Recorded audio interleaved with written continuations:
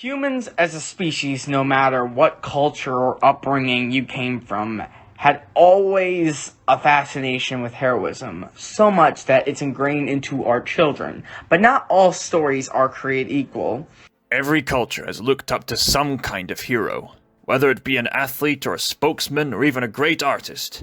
In our popular culture, this admiration for heroes is most representative in the superhero genre and other genres similar to it, such as sci-fi and fantasy.